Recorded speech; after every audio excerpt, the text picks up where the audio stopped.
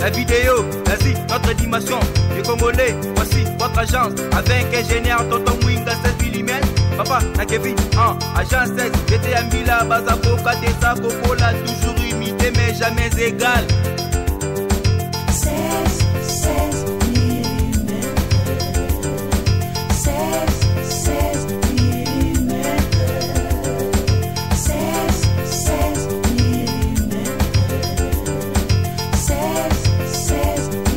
mm. Réalisation, clip vidéo, théâtre et cinéma, publicité, documentaire, magazine, reportage mariage, reportage d'aide et émission. 16 mm. 16. Nous ne faisons pas des cultes de personnalité, mais à tout Seigneur. Madame.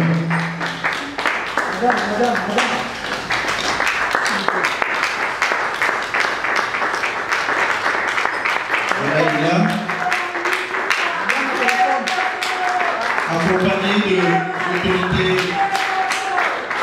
traditionnelle, Mabélé Mamé.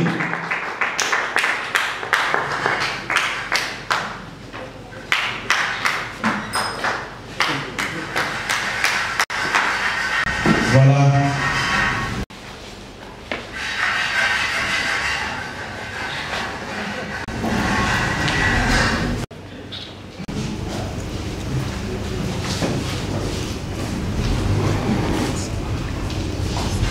Et sans plus tarder,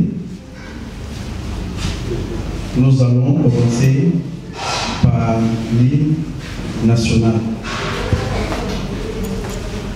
Toujours dans le respect, symbole du pays.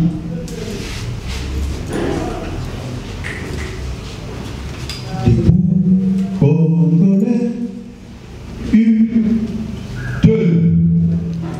Debout, Congolais, unis par le sang, unis par l'effort pour l'indépendance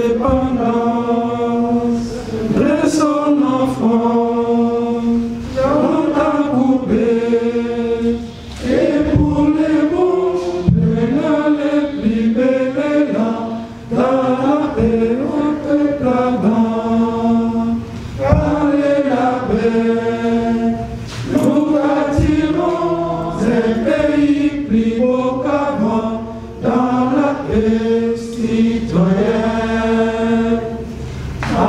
Attendez, l'hymne sacré de notre solidarité, fièrement saluer la main d'or de notre souveraineté. Nous préférons nos sols et nous assurerons.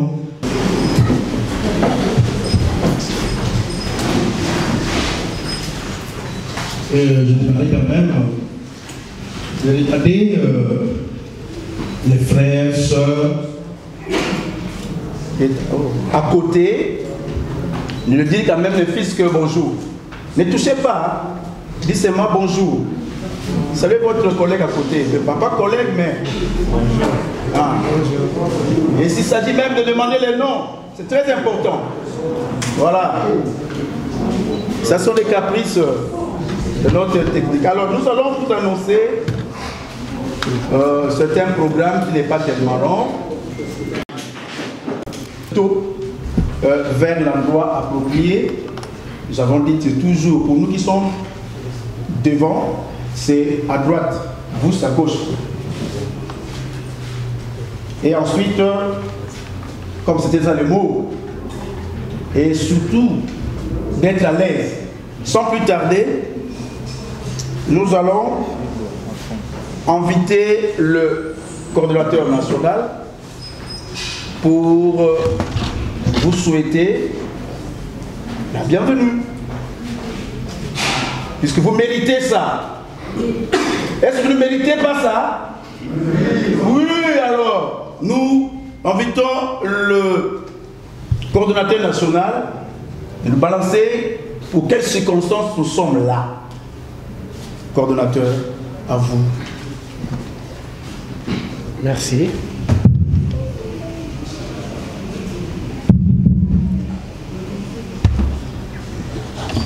Merci.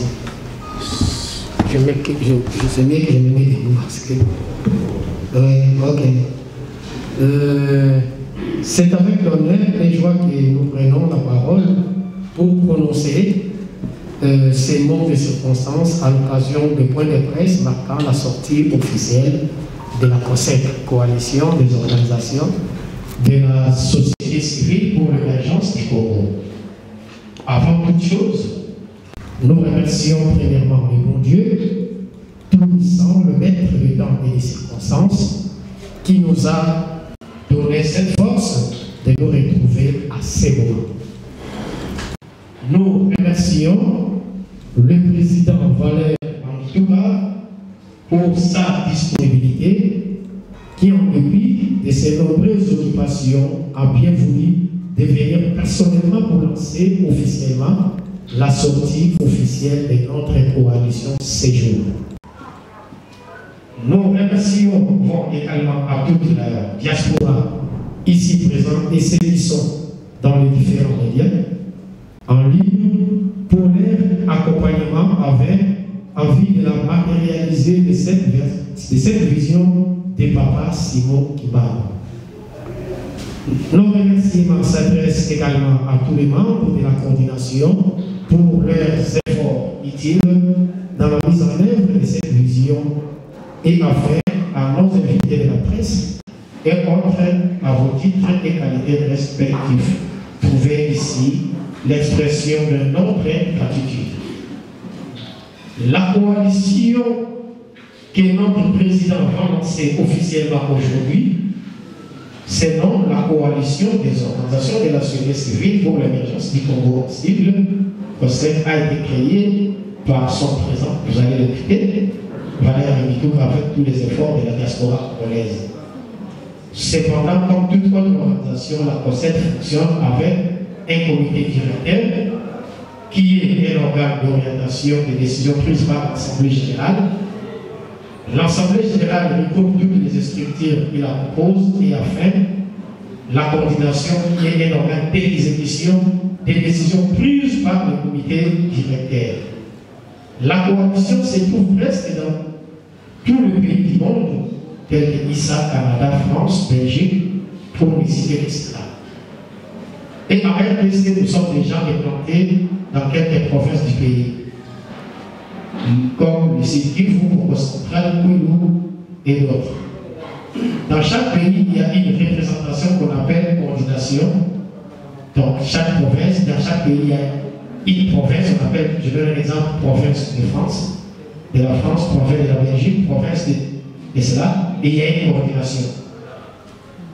Donc, vous comprenez que ce n'est pas un hasard, cela étant, nous invitons à l'assistance de suivre avec attention maintenant le message du président à travers son point de presse. Je vous remercie.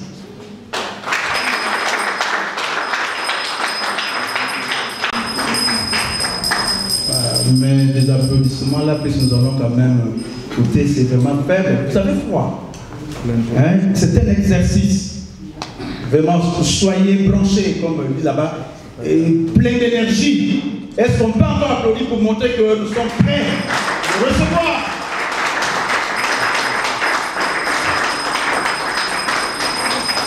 Voilà, l'heure n'est plus au discours. Voyez. À vous la parole. Merci beaucoup.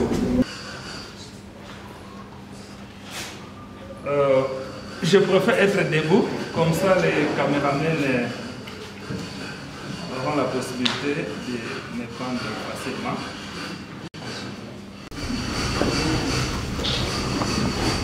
Je m'introduis.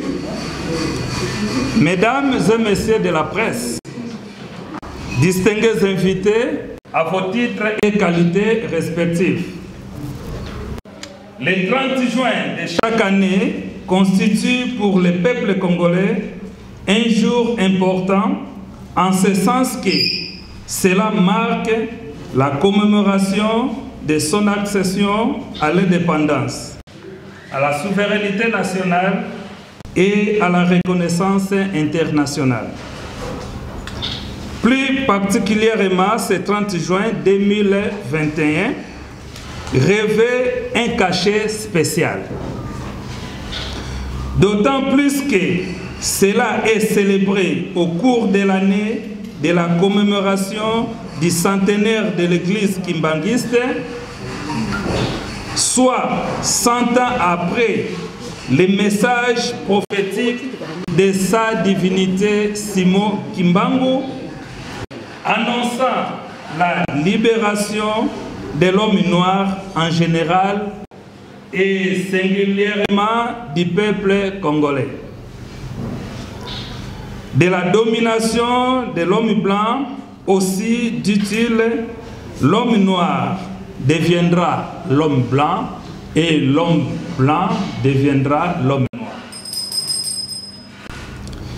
Ce n'est donc pas un hasard pour nous de nous retrouver en ce jour du 30 juin 2021. C'est donc un jour historique au cours duquel nous attendons vous présenter les cadeaux. Les cadeaux que sa divinité Simon Kimbangu a offerts au peuple congolais à travers la diaspora congolaise qui est présente en ce lieu par moi, le président du comité, Valère Mangituka, et je suis accompagné de quelques membres de la diaspora congolaise et précisément des États-Unis.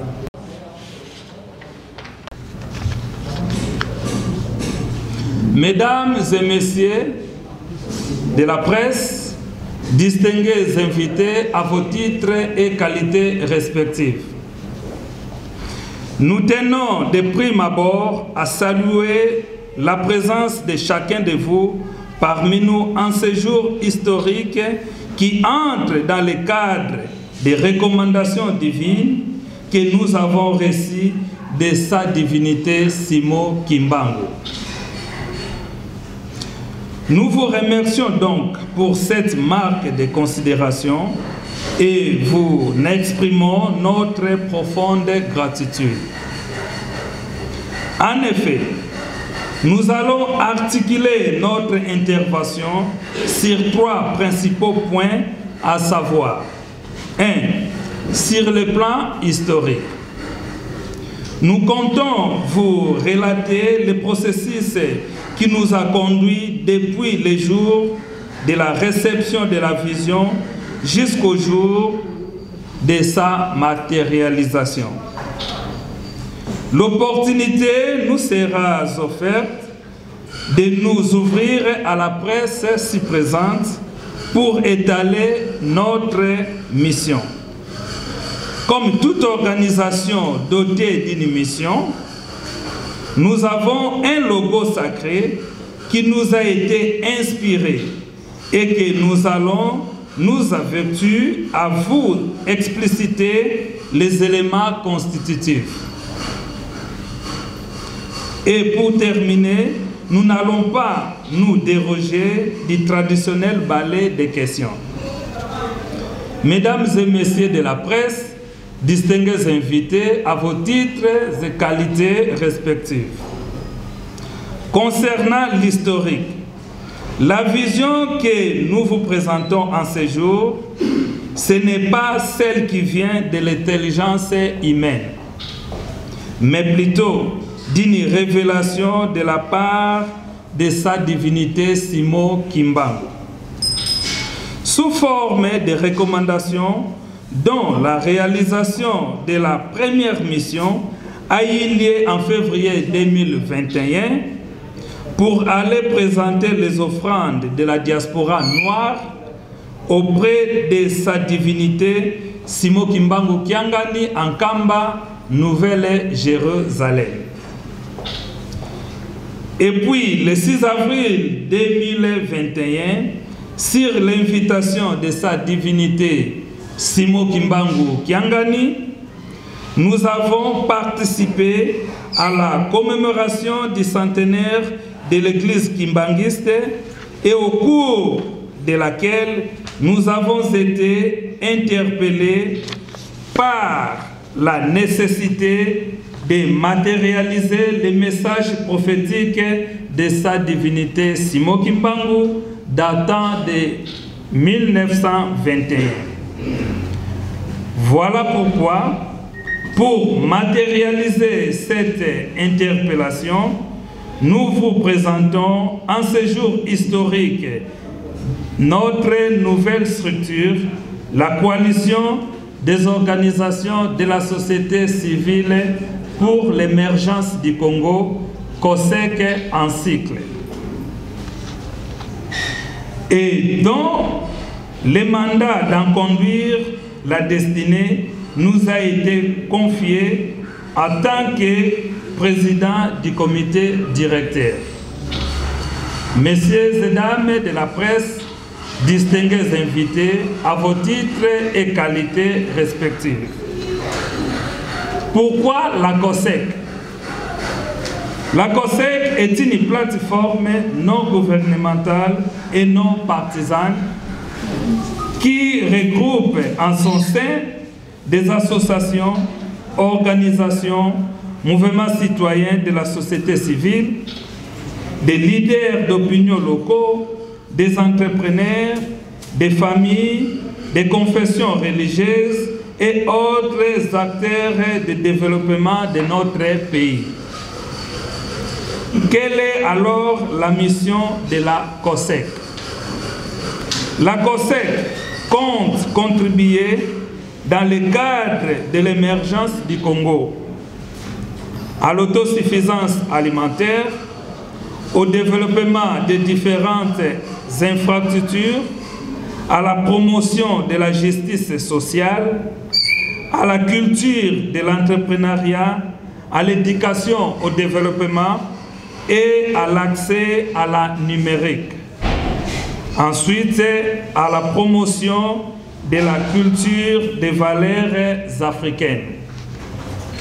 Mesdames et messieurs, en ce qui concerne les logos sacrés, voici les explications inspirées de ces différents éléments constitutifs. 1. La grande étoile bleue symbolise la direction à suivre pour amener le Congo à son émergence. 2. Les 3 étoiles vertes symbolisent les 3 dimensions, corps, âme et esprit. 3. Les cercles de 24 étoiles répartis en 4 groupes de 5 représentant les anges gardiens qui protègent le Congo. Et 4 autres, un peu plus grandes que les autres, qui sont des anges superviseurs. 4. La clé symbolise le pouvoir du peuple pour ouvrir les portes du bien et fermer celles du mal à travers le travail. 5. L'épée symbolise le pouvoir du peuple à travers la justice. 6. Les balais, c'est le symbole de l'unité, la coalition, l'unité fait la force, Kintwadi. J'ouvre une parenthèse pour Lingala, juste un peu, et donnez-moi ces balais s'il vous plaît, messieurs les cordons.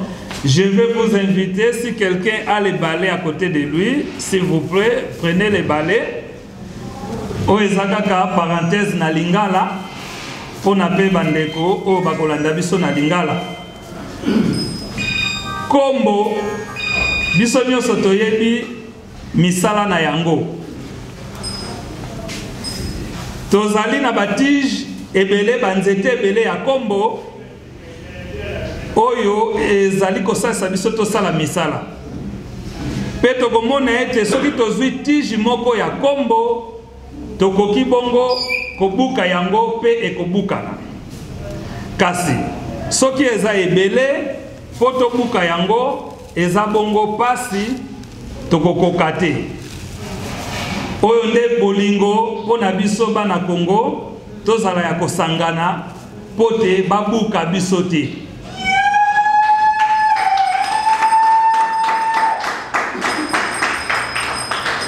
Mpe lisusu toyebi malamu ete ntango tosimbaka kombo ezalaka mingi mpo te tokombola totya bopeto tolongola salite.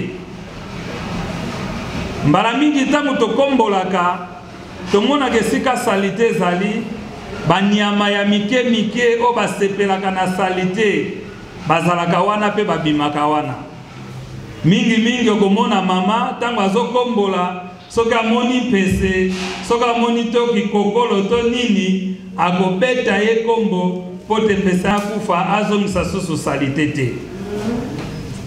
Bino baye bosimbi kombo elongo na ngai tokosala na bino mwa exercice psychologique oyo bapesi biso kombo mpo te tokombola Kongo mpe ntango biso tokokombola Kongo bayeba sepelaka na salite ya Kongo oyo ezali bongo pasi ya peuple congolais bazali lokola bampese bazali kotia salite mpe ntango tokokombola esekeli tobamba kombo na pese mpo te pese oyo asepelaka na salite azonga lisusu te. Eza bongo te?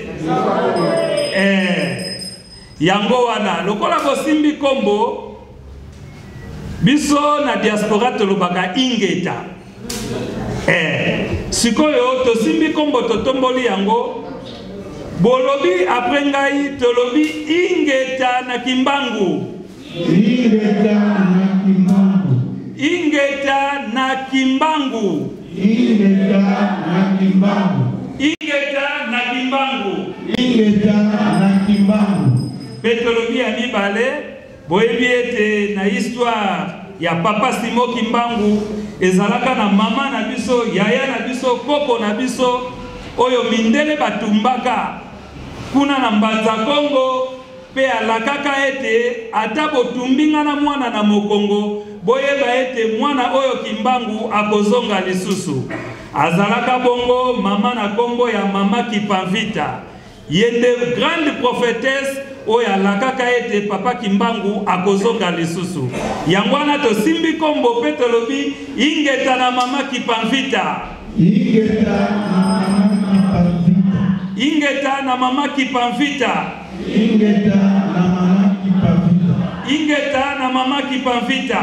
Ingeta na mama Kipavita. Sikoyo tokokombola mbala misato pe tokobamba kombo na mabele sika bozali ata na mir obambi yango sima ya kokomboli mbala misato kwete bampese nyonso oyo basepelaka na salite ya Kongo pasi ya peuple congolais konyokama kozanga mai kozanga bilei kozanga bilamba kozanga hôpital kozanga école pe bongo na bongo kimi ezate bampese wana tokobeta bango fimbo mbala misato fimbo ya bakoko fimbo ya kekele tokomboli elongo na ngai ya liboso tokomboli ya mibale tokomboli ya misato tokomboli pe tobeti mbala misato na mabele tolobi ingeta.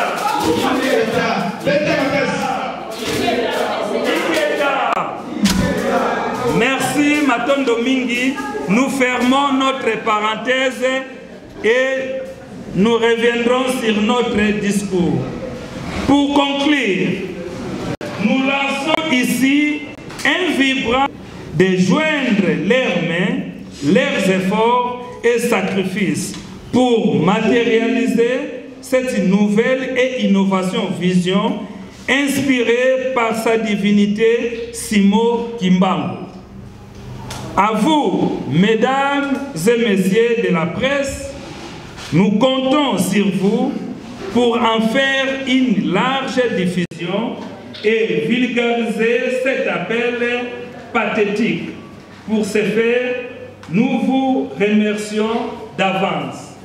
Enfin, nous ne pouvons terminer sans penser à nos sœurs et frères de l'Est, victimes des atrocités des groupes armés et qui ont été récemment sinistrés de la récente éruption volcanique de Nyiragongo. Je vous invite à prendre une minute de silence avec moi.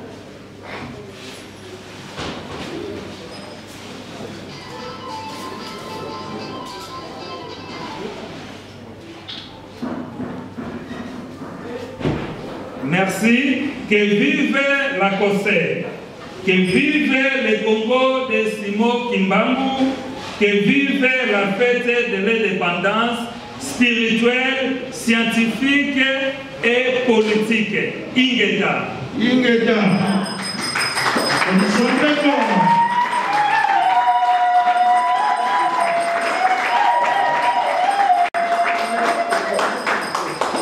Sa portion des gâteaux, vraiment le cadeau de sa divinité, vraiment de 100 ans, vraiment moi j'ai de sa part. Je ne sais pas si toi tu as de sa part. Il faut bien protéger et placer dans un endroit non accessible à toute personne. Voilà, merci. Sans plus tarder, je crois que maintenant c'est l'heure.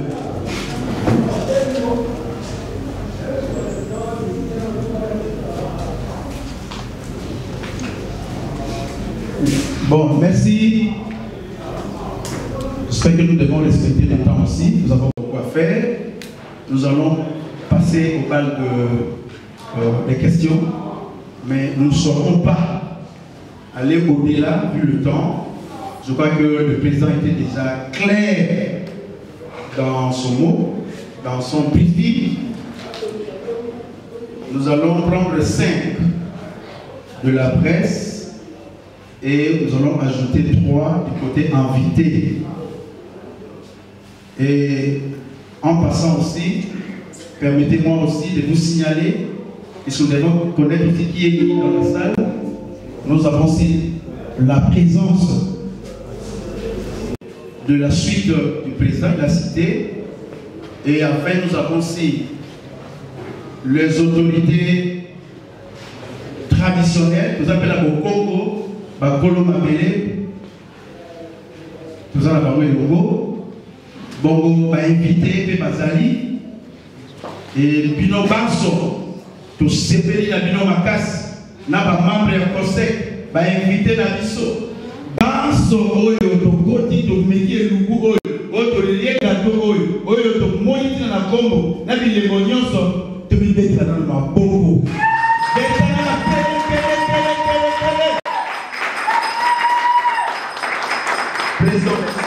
Vraiment, le message est bien arrivé.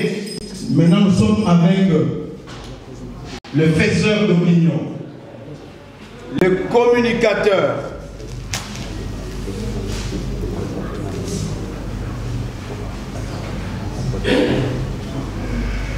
Donc, nous allons respecter. Et il y a tous les caprices, vous savez, ce n'est pas un problème nouveau. Attends. S'il vous plaît, messieurs, à tout seigneur, tout honneur, nous allons, d'une façon sommaire, il ne sera pas vraiment, nous allons quand même abuser du temps, nous allons présenter la suite des membres de la diaspora qui ont accompagné le président pour cette cérémonie. S'ils peuvent se lever pour que nous les accueillions.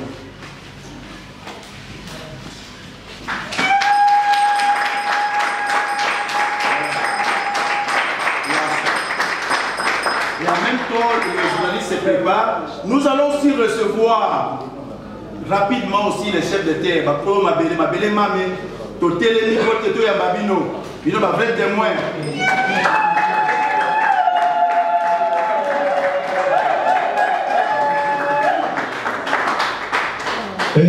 Comme vous le voyez là-bas, c'est la délégation là, le chef de terre, c'est le président des chefs coutumiers de la République démocratique du Congo. Il mérite vraiment d'être aussi qu'il y avait honneur, avec chaleur. Voilà. Alors, merci. Tu vas dire à papa la mission. Et pour la presse, à mon avis, mais tu vas dire papa, tu vas dire biso ba membre du conseil. Ba invité. Biso peut te téléviser pour te faire ça mon capo soirée. Ba qui tout appelle président à Mona.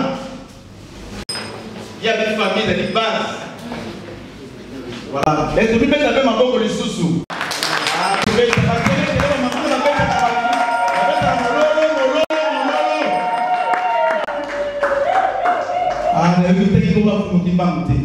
na mololo wana na mokimbangu na kati foyer ale beti mololo beta mololo.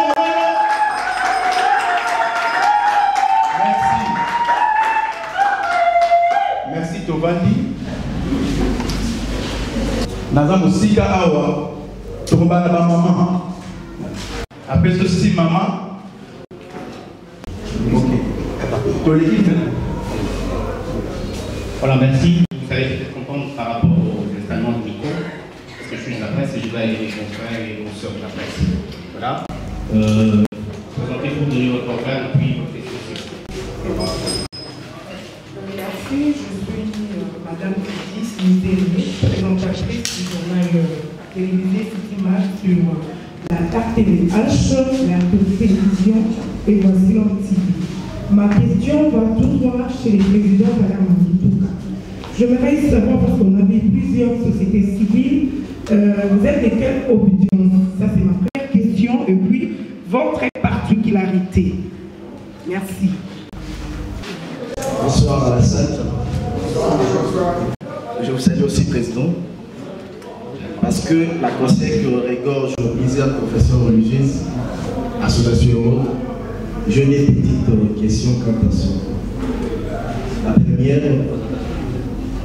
ouais, je suis Ben Kadi Kabantou, rédaction du magazine Tout Libé.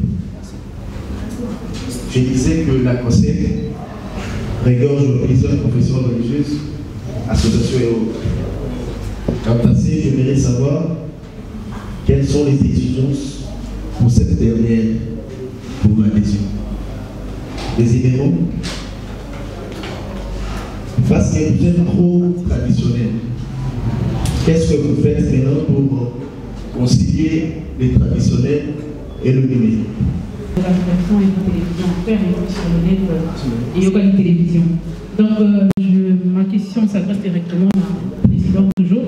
Quand vous avez demandé qu'on le fasse en Nicolas, je veux juste savoir quel est le point commun entre votre but et celle de Simon Kimbang. Ou c'est seulement parce que vous êtes de l'église kimbangiste, ou c'est comment? C'est ce que je veux savoir. Répétez un peu. Vous pouvez répondre à la question à Nicolas, s'il vous plaît. Quel est votre point commun? Quel est le point commun entre votre lutte et celle de Simon Kimbang? De la lutte. Bali océan de la presse congolaise, nous avons un océan pour la télévision. Botuna nanga ezali boye na président Valère Mangituka. Botuna nanga ezali boye na président Valère Mangituka. Botuna nanga ezali boye na président Valère Mangituka. Bato baike kaka bino kuna ndeke mapaya o le kotombo na pe Kimbangu pour la conseiller awa ozali mingi na kati ya division. Yo na yoki na mwa discours na yo utangi ukamba kuna epai ya mokambi kuna ya papa oyo azali kuna Simon Kimbangu. Me bandeko na bino basusu balobi bango bazali kolandela Simon Kimbangu me kasi baza na kati ya kimbangiste te. Nini okoloba na mokambi wana?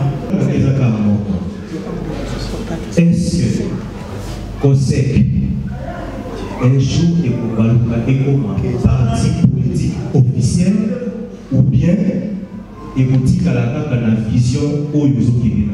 Merci. ndeko na ngai ya presse ezali vraiment esengo mingi tokutana tosolola et surtout que mokolo yango eza bongo oyo tobengi le 30 juin mokolo ya indépendance ya mboka na biso. Nakobanda na première question ya mama atunaki atuni soki toza na obédience nini pe nini eza particularité na biso. obédience naebi vraiment te nini mama alingaki a lobawana parce que toza peuple congolais, toza société civile, toza coalition, il y a ba organisation à société civile. Et la première organisation de la société civile, c'est la famille. Famille na yo, famille na ye, kuna famille nanga. Bisonde bakolo Congo.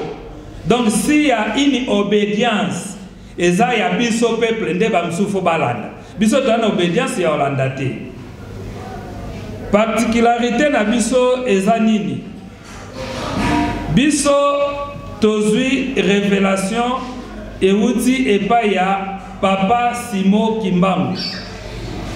Aye kotala biso bana diaspora, amoni kolela na biso, pe alobi boza déconnecté bana nangai. Bokende na mabele mame, mabele masantu. Bokende kotika ba offrande na bino. Totosi bonzambe na ye, bonzamba bakoko na biso, bonzambe ya solo. Tokei kotika ba offrande na biso na nkamba. Simana yango, aye komona biso lisusu, alobi lokola botosi. Siko nazopesa bino likabo. Bosangana lokola peuple, obabengaka société civile. Boyokana, bosala misala. Bosala suba discours ebele te ba professeur. Nazopesa bino ke na posa nanga na linga kuna tanga discours te. Parce que si to lembia mona mboko, trop de discours, rien à faire. Oye komi tangwa misala, alobi bosangana bosala misala. Misala ya bilanga, misala ya kobokola banyama, misala ya kokanga mbisi na mai, oyo nga na pesa bino. Ndenge ni bozo kufanzala. Pe botonga, bozana mabele mboka kitoko, bozangi banzela. Boyoka na bosangana, bosala banzela. Tala particularité na biso yango wana. Biso tokotonga pona développement ya mboka oyo. Tokotonga biso nyose longo, mutu moko otikala te. Ba papa journaliste ndenge boza boye, ekokoma na tango ko botika ko filmer bata ba discours. Bo kitana barabara, bo filmer ba papa na ba mama o bazotonga banzela. Pote biso bana Congo tolongwa na Kisasa, tokende Goma Bukavu mboka na biso na mutuka. Pe mutuka o biso moko ba Congolais tokosala. Wanande particularité na biso ezako contribuer pour na développement ya mboka oyo. Malheureusement ba o bakotela mela biso peuple bana Congo poto sala musala te na mabela bakoko na biso bakozwa nini fimbu ya bakoko fimbu akekele oyo Papa Simo Kimbangu apesi biso ingeta. Deuxième question euti bongo na ndeko na biso Papa Ben alobi exigence d'adhésion. Wana la première question. Tes exigences ezate fiche d'adhésion ezakaka pour permettre biso to sala identification des talents et des dons o ezana kati ya ba famille. Potolobi ke toko sala musala. Tangu batu basadere ba s'identifier. Siko ego permettre biso toyeba na famille ya basongolo pakala bazalaka nani na nani kuna. Pote tangu tokoluka ba maçon toyeba ete na famille songolo pakala kuna maçon aza. Tangu tokoluka électricien toyebi ke kuna électricien aza. Tangu pe tokoluka motabilanga toyebi ke kuna motabilanga azali. Donc fiche d'adhésion eza na condition te mais ko salisa biso kaka pour la identification des dons et des talents dans chaque famille. Deuxième question, Papa Ben Ezali, que faire pour réconcilier les traditionnels et numériques? Matondo mingi, Papa Ben Inamotuna Nayo, Pambate numérique Ezali technologie. Biloko nyonso toko salela awa euti na bamindele. Mais est-ce que Nzambe abosana biso baindo pote biso peto sala oya biso? Pour ce qui totali na histoire bakoko na biso bayebaka déjà makambo ebele ya mundela ya po mundela za leki na biso biso bayindo nde tosalema liboso toza bayaya mais tangu pe bokotala na makomi bokomona ke esika moko boye leki moko ayibaki pouvoir ya yaya akendaki kosalela yango sima na yango tangu ngonga ekokaki ayaki kozongisa pouvoir ya yaya biso to bayaya bamindele pote biso nde bato ya mbonzambe asala bamindele bayibaki pouvoir na biso ngonga ebetami pote biso bayindo bayaya tozongela pouvoir na biso yango wana biso pe tokosala banumérique na biso kasi po tozongela pouvoir wana il faut tomiyeba toza banani elembo ya 3 étoiles o bapesi biso balobi eza nzoto eza mayele eza molimo biloko misato yango ezosala biso bato so natelami liboso na bino na koloba pote yango nyonso misato ezali mpe ezosala soki moko elongwe kati na moko na biso okokoma maladi soki molimo elongwe bakokende kotika yo na se ya mabele ozonga okende okutana bakoko esengeli nyonso esala po tozala moto donc na kata nyonso wana tradition molimo ezali pe numérique eza mayele intelligence yango wana biso société civile tozali bongo elembo ya o babengi pouvoir scientifique po bato bakosala bakamera bavoiture baavion bakouta na société civile ekozala ta mosu mwana na yo ta mosu koko na yo ta mosu mpe kozala yo moko obimi kaka boyokelota ndoto ki ozosala ordinateur olamuki bolobi non ce n'est pas possible ce n'est pas moi depuis kanga na yebaki nde basalaka ordinateur eza tradition bonzambe ya solo oyo bakoko na biso eyesi kokotangisa yo ndenge basalaka ordinateur obandi siko kokota na nzela ya ba-entrepreneur voilà pourquoi tolobeli éducation au développement esengeli te ntango yo olamuki nsima ndoto na yo yo wana kaka okoti na taxi okeno mosala te zwa papier na biki banda kokoma ndoto oyo olotaki omonaki nini ezalaki ndenge nini ntango yo kokoma yango obandi kokota na chemin ya ba-entrepreneur nde lobi okozongela obandi kolandela yango mpe sikoyo okoya kosala eloko olotaki parceke ndoto balakisi yango na mosusu te balakisi yo mpo bayebi te yo kozala na kapasité osala ordinateur mosusu aza na kapasité asala avion me mbala mingi bandoto tolotaka tokomaka yango te yango wana tozozanga kosala mengonge ekoki po toyeba te ntango yo oloti koma ndoto na yo parceke eza mosala baza kopesa yo yango eza kosangisa tradition na numérique mpe ngonge ezali wana tokokoma wana ya misato mama atuni bongo quel est le point commun entre notre lutte et celle de Simon Kimbangu matondo mingi mama na motuna na yo peut-être ekozala occasion ya kozonga mwa muke na mokolo lelo na histoire ya indépendance bitumba oyo tobundaka mpona bolamu ya mboka Congo ya peuple congolais kolo na yango eza Kimbangu bakosa yo te mbala mingi bandeko na biso bakambaka balobaka bosolo te balingi balakisa biso ke bango nde badanse po te tolanda bango me balingi koreconnaître te ke bitumba oyo kolo nango eza Kimbangu yende mutu alobaka ke vers les années 60 bamboka ya Afrika ekobanda kozwa dipanda yende kolo vision pe alobaka yango ete malheureusement sima ya dipanda bakonzi mingi bakoya sima bakosalela se bamindele yango bakopesa bolamu te na bapeuple na bango kasi ekozala na ngonga moko boye na kotelemisa bana na nga po te babanda misala donc mama oyeba ete bitumba oyo ya Congo eza ya biso te eza ya papa Simon Kimbangu ye kolo na yango yaza étoile ya munene wana oyo moni yango nde ezopesa direction po te tolanda po tosala bolamu oyo yo oza nango droit eza bolamu oza nango droit kasi nano ozwa yango te tokota na misala po te tosala biso nyonso elongo mutu asalela moninga kozala te ya mine mama na ngai mama Océan olobi diaspora eza ya kokabwana ngai nakendaki nkamba to biso tokendaki nkamba kasi bamisusu bandimi nkamba te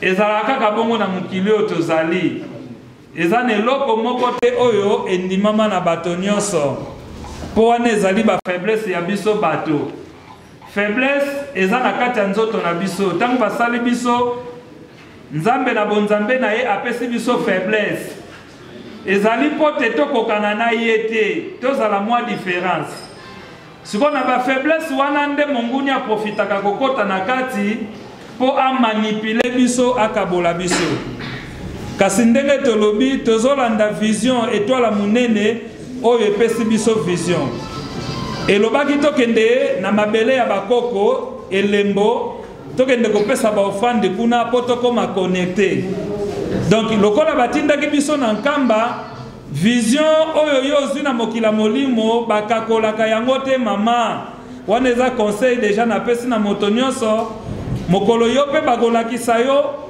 mbele mbala mosusu bakotinda yo nde osala voiture congolaise ndenge bakolakisela yo koma mpe landa bongo soki okakoli yango ekobalukela yo moko oyo okakoli yango yango lokola vision etindaki biso na nkamba biso mpe tokendaki nkamba soki batindaka biso na mbanza Congo na Angola tolingaki mpe tokende me lokola balobaki bokende nkamba tokoki kokakola yango te na botosi nyonso yango tokendaki nkamba mpe yango balobi tomoni botosi na bino sikoyo tozopesa bino kosek bosanga na bino nyonso elongo mpo te bosala mosala ezali kaka se botosi mama na ngai motuna ya suka ya mitano papa atuni alobi est-ce que COSEC ekokoma un jour parti politique te biso nde toza peuple biso nde bakolo Congo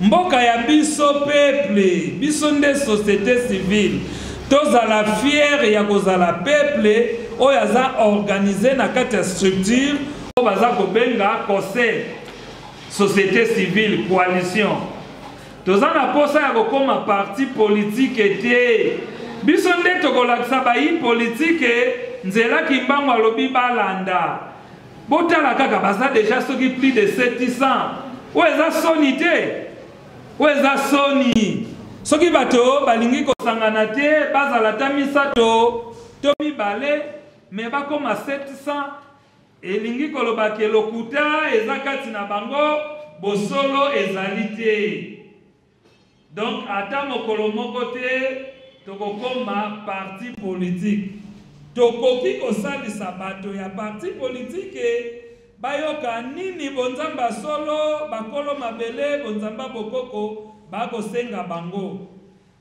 tokoki kosala na bango pamba te bazali bayaya na biso bapapa na biso bamama na biso toza binemi na bango te tokoki kosalisa bango soki bakoyoka mpo te mboka ebonga kasi kokota kati na bango toloba ete tokoti na parti politique te normalement na bamboka nyonso ya minene ndenge tolingi Kongo ekoma minene ba pouvoir etambolaka misato pouvoir ya bayi politique pouvoir scientifique oyo esalaka bikelamu oyo tolobi ba avion ba train ba ordinateur ba caméra bandeko na biso basimbi wana babengango pouvoir scientifique pe pouvoir ya molimo oyo babengi pouvoir spirituel yango nde etambusaka bamboka kasi biso biloko wana eza na mobulu mbele tokosalisa bango mpe soki bayoki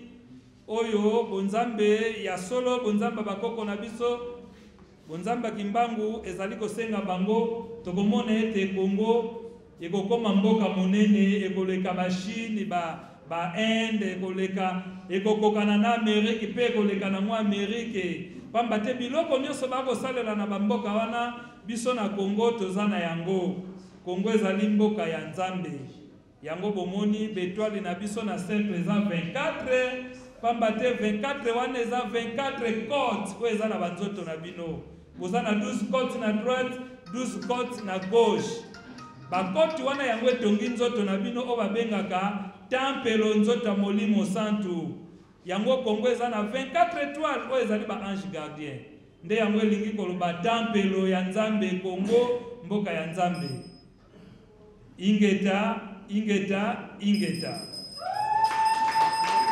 Esta na bandeko baza kotala yo na télévision lelo pe na bandeko bazali na bamboka bafai ngai directeur de la RTNC.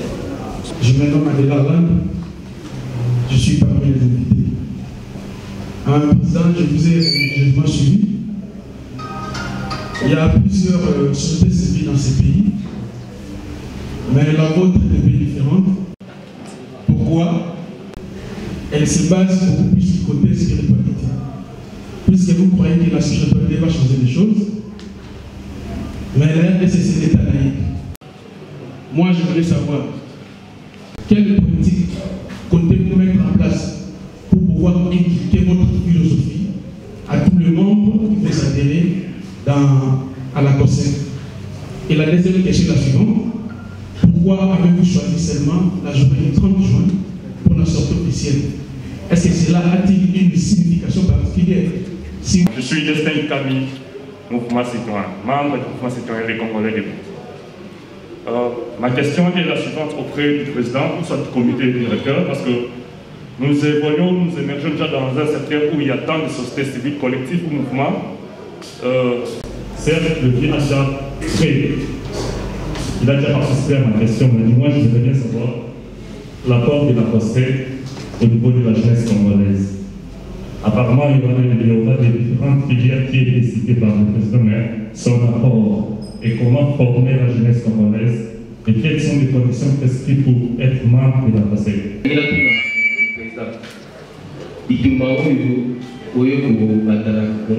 Précisément à Kinshasa, est-ce que Bata Funda déjà pour la Congo quelque part? Nous sommes la monnaie organisation dans la tendance il y a l'église qui m'amuse. Est-ce catholique? Témoin de Jéhovah. Toute l'église nous sommes basés la bienvenue dans la carte d'organisation. Merci. Déjà, quand on a répondu à la question à Liboso, et Zagine Loko Moko n'a insisté sur Yango. Et la monique est zongi sous na question oyo bandeko batuni donc ezamala mumi. Alors question liboso tozui awa papa tuni message nini tokopesa bandeko ba kolanda biso babisika nyonso. Message ya lelo ezabongo message ya idée na kati ya société civile poteto sala musala ya kotombola Congo. Tozala ini na niveau ya diaspora toza déjà pour s'organiser on a ba coordination provinciale ya diaspora au tokobenga bongo par exemple province ya France, province ya Belgique, province États-Unis, Canada pe bongo na bongo. Déjà bandeko o bazwaki mbela pe basangajaki bayebi déjà parce que ndenge na yeboye na ye parce que bango nde basali ke na ya. Donc, tous en avons déjà tout solo là. Donc, en résumé, message est à unité, il y a biso peuple, il y a société civile, poto komisa Congo, nesika Congo sengeli ezala. Alors, Yami Balé, papa de la Landou, au Tunibiso, sur plusieurs sociétés civiles en RDC, et puis, au souligner que RDC est laïque. Oui, RDC est laïque. Parce que RDC est na bato oyo pe ba viva yango liboso. Laïcité est na sens que diversité est vivre ensemble, tout en respectant les droits de chacun. Alors, na kati ya laïcité wana ensemble o bato baza ko vivre. Et Sengeli Baye va définir une vision commune pour Nabakende Liboso. Parce que ceux qui battent la vision de mon côté, Atabo Balani Mwasnambal, Soukanamo Kabwana. Parce que Makambunabi ne sont pas Kanate. Donc, ça, c'est la laïcité et ça qui est de définir une vision commune au Tokokendenamo ensemble. Ceux qui te l'obligent que Toko Sangana, Toko Sangisabe fort, Bisonyos, Toko Sala et Longo. po te topesa na mboka oyo banzela tosenga pe na l'état permission bapesa biso permis d'exploitation po biso moko peuple totonga banzela na biso.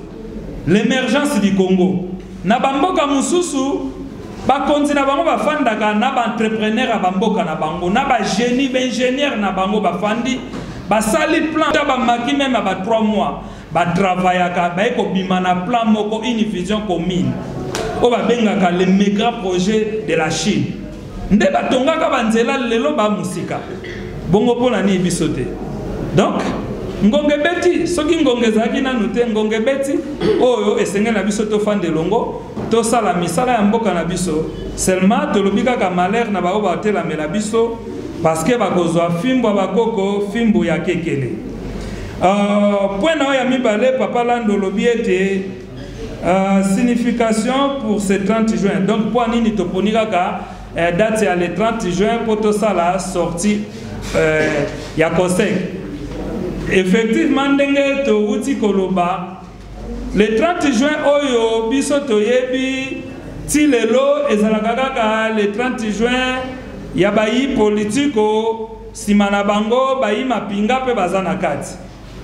Kasi le 30 juin oyo esalaka ke mboka ekoma mboka ndenge tomona bamboka baninga bakomi likolo po biso pe tokoma nesika na biso Kongo esengeli ezala ekozala kaka na nzela bayi politiko te ekozala pe na nzela bayi scientifique batamayele o bagosala bikelamo oyo toza nango posa batamayele oyo bagosala misala ya bilanga toza na bilanga touti koteka na mwa pri ya se kosalisa bamama touti kobimisa bambala kala te na plateau de bateke soki botuni ba image pas chargé de presse alakisa bino yango mais bilanga wana ezozwa biso ba 3 mois ba 6 mois bimisela biso biloko na bilanga même 100 hectares na mokolo moko. Donc toza na retard nde wana tina le 30 juin oyo ya 2021 lokola eza année ya papa Simon Kimbangu tango tolobela Simon Kimbangu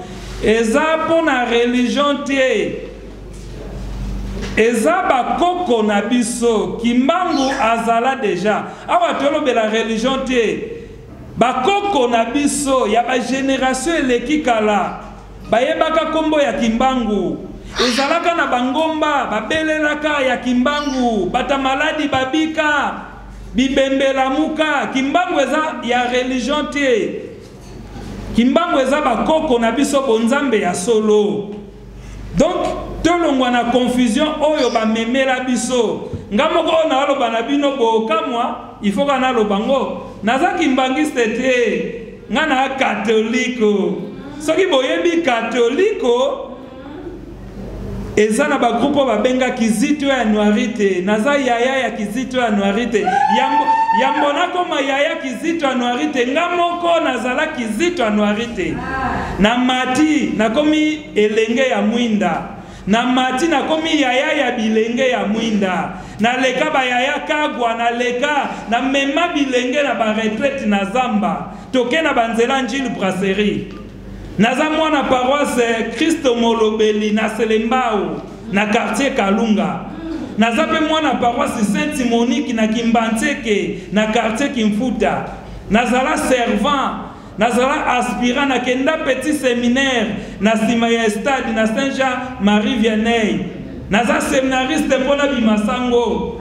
Donc eza makamba beglise te tanto olobela Kimbangu eza bonzambe ya bakoko na biso bonzamba solo to bima na confusion poto progresser et puis to koma congolais oazo mériter place na mokili oyo parce que congolais na minute oyo bazo respecter te moi libunga ezali mais ten ezali poto récupérer et peut-être ngonga ekoki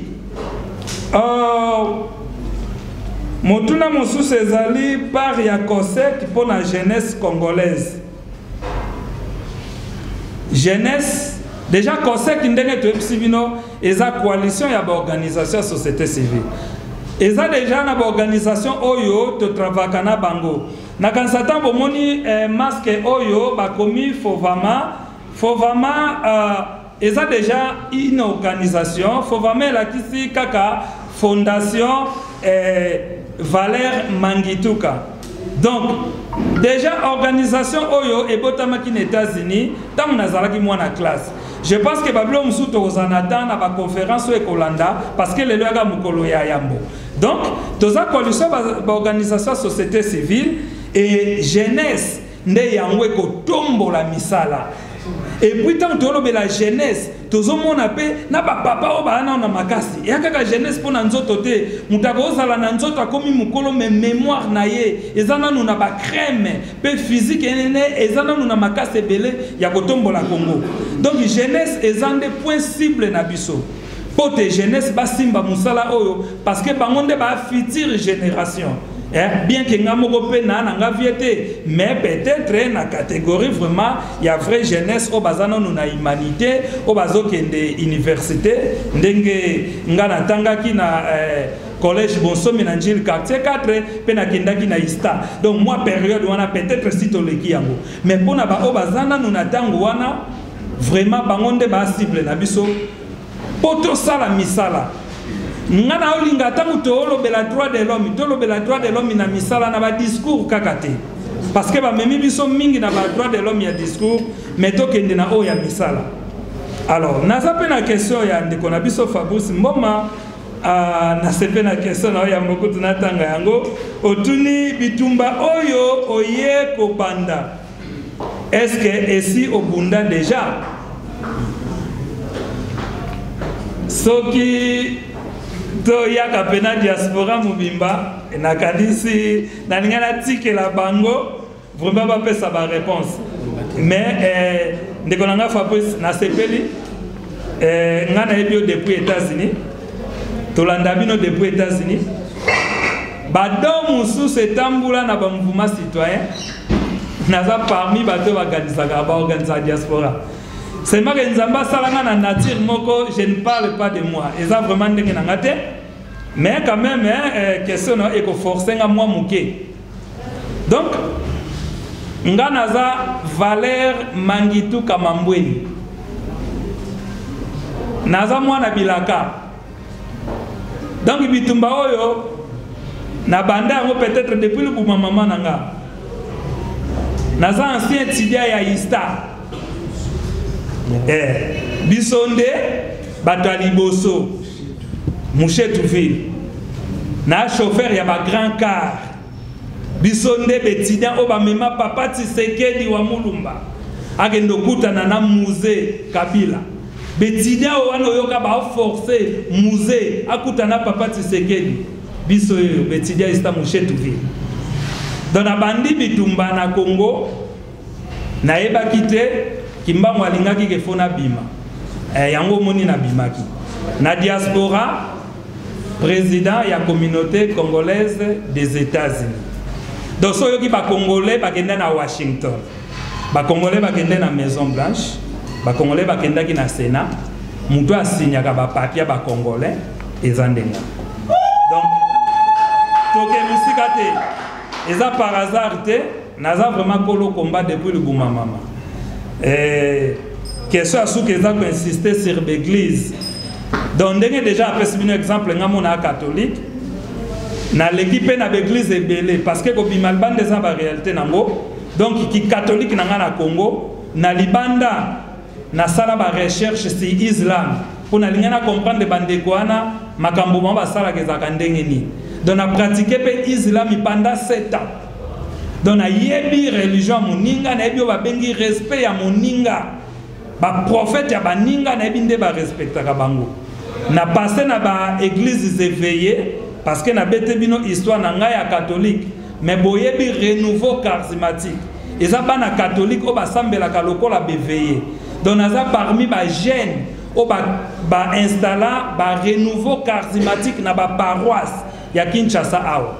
Donc nazala responsable ya obabegaki Mijerka, ministère des jeunes du renouveau catholique charismatique. Donc nazala responsable.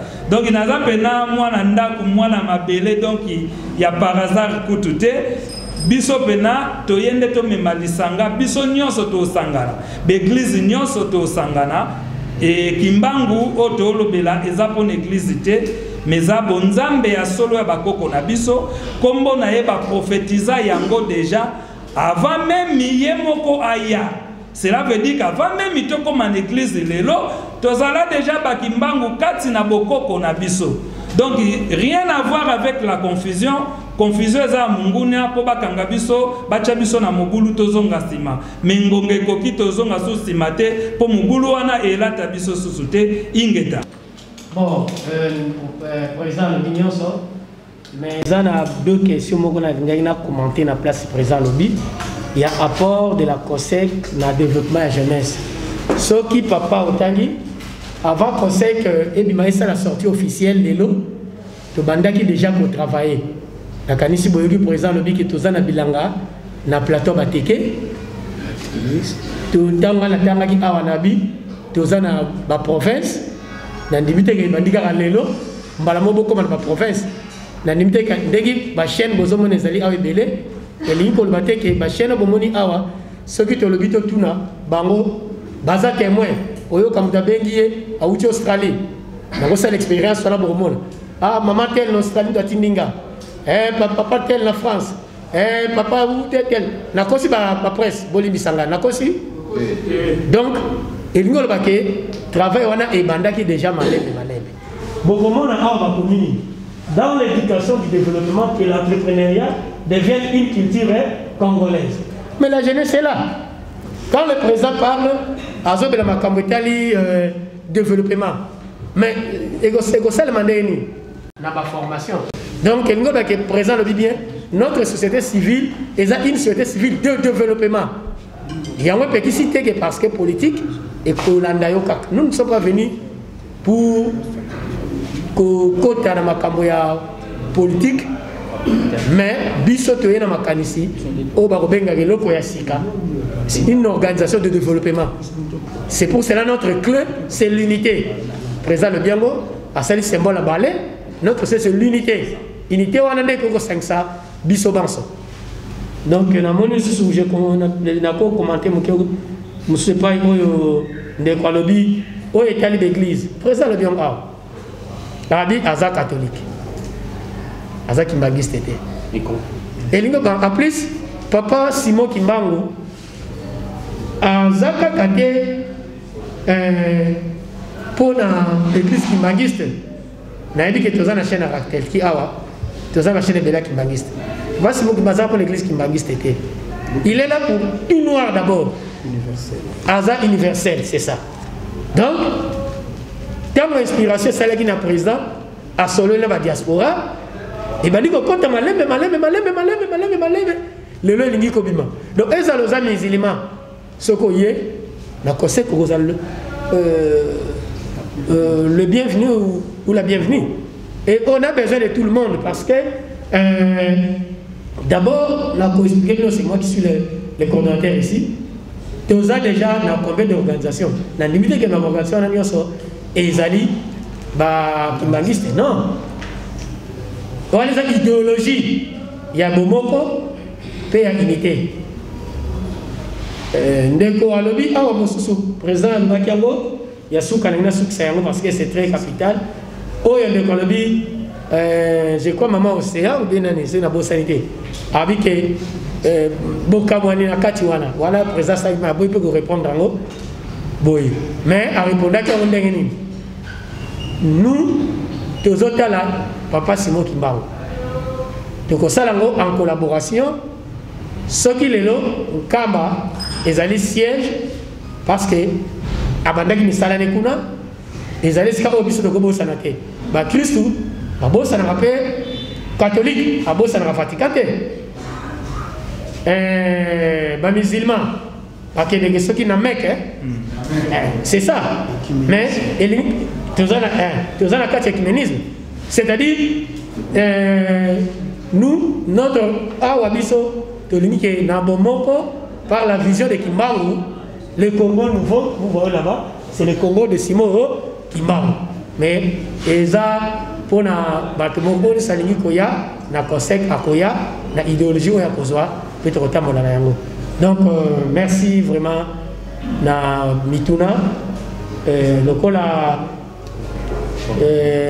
modérateur après singa maloba et linko soko monito be mingi lingala bande kwa diaspora bobi ba langage ingeta bango vraiment balingi lingala biso to tikala sima ba diaspora ba di ko kolisa nini la promotion nini promouvoir bazo ko bali ko sala promotion de culture africaine mais biso te ba surtout les Quinois non bango vraiment na pas jour moko pour ça tu as une réunion en ligne pour ça chaque fois le mois ba maman ba il faut te le la langue lingala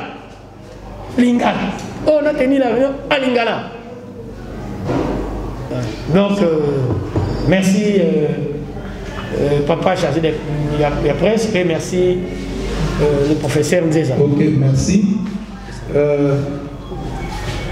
Retenez aussi quand on a monté nous avons une annonce, tu as une annonce à la presse parce que nous sommes à Souka, vous appréciez, nous avons un cadeau physique alors qui termine avec la presse. Voilà. C'est vrai qu'on a l'habitude de dire nous courons derrière la montre. Parce que les scientifiques disent que le temps n'est pas notre ami, il faut savoir s'approcher. Nous allons aussi s'approcher derrière le temps. Nous sommes arrivés à la fin. Je pense que pour les interviews, vous allez, je m'adresse aux presse. Vous allez le faire comme d'habitude. Mais nous allons d'abord privilégier la chaîne nationale et puis le Top Congo. Le reste, nous allons l'effectuer comme ça se fait toujours. Vous le savez très bien quand nous sommes sur le terrain pour faire des reportages, comment nous les faisons. Pour l'instant, privilégions la chaîne nationale et puis le Top Congo. La vidéo, vas-y, notre animation. Les Congolais, voici votre agence. Avec ingénieur Tonton Winga 7 mm. Papa, na Kevin, agence 16. J'étais à Mila, Bazako, Katesa, Kokola, toujours imité mais jamais égal. 16 mm. 16 mm. 16 mm. 16 mm.